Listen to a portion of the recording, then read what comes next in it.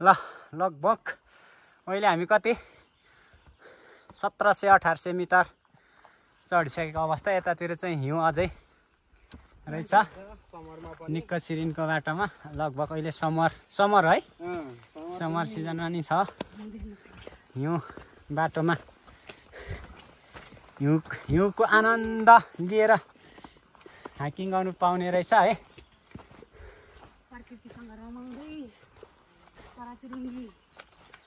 चराचुरुङ्गीको काहीँ कुही सुन्दै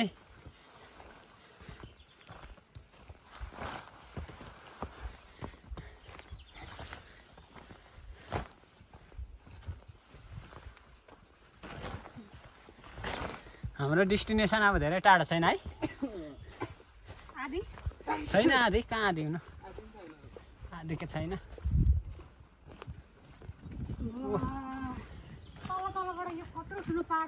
हेर्नु तलतिर कति धेरै हिउँ छ। अब खोल्सातिर पुरै हिउँ रहेछ तलतिर।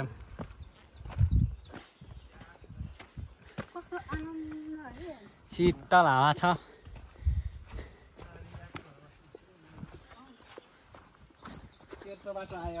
बाटो तेर्सो आएछ। हामी त पुग्न लाग्यो के हो यार।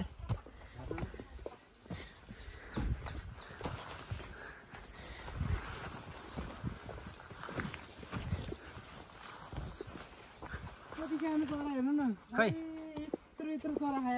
भाग्यो यसको म भिडियो कैद गर्थेँ नि। भागिसक्यो।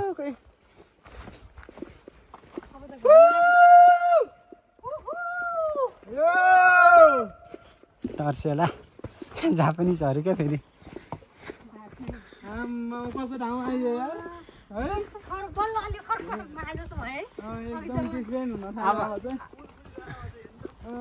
अब त डाँडा पुग्नु त लागेछ कस्तो सही हेर्नु।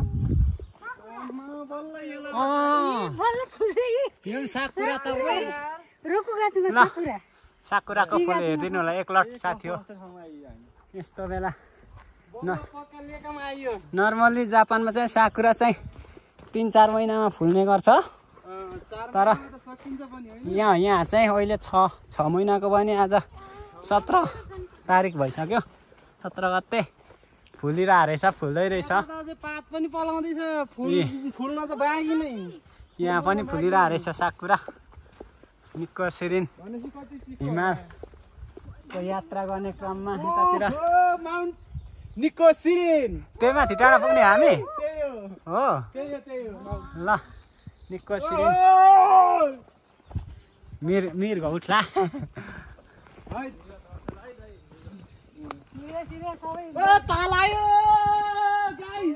ए ताल त यहीँ बाटैमा पर्ने रहेछ त। उता रोपवेबाट आएको भए हामी यो ताल हेर्न पाइन्थेन। झर्नु पर्ने रहेछ भाग्य। ल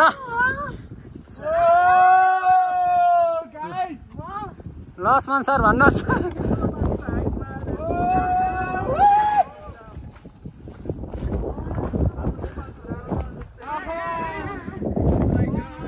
ल आफ्नो विचारहरू प्रस्तुत गर्नुहोस् दिपक भाइबाट। यस्तो आज यो धेरै पछाडि यस्तो भने थियो है बाटैमा यार। Oh my God. यहाँ हुनुहुन्छ हाम्रो सृजना मिस भन्नुहोस्। यहाँ हाम्रो असमान सर। ल यो साकुरा हेर्नुहोस् साथी फुल्दैछ भर्खर।